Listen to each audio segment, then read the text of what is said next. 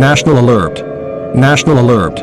Regular programming had been suspended due to this national alert. Please stand by for an emergency alert system activation.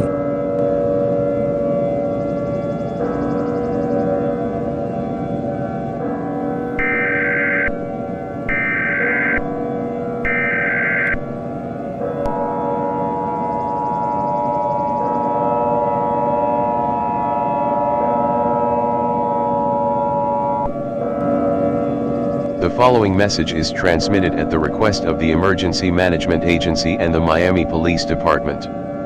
At around 5:30 p.m. Pacific Standard Time, there were dangerous riots being held at the Miami Gardens and the Hard Rock Stadium in Miami, Florida. These people who are participating in the riots are mainly San Francisco 49ers players and the Kansas City Chiefs players.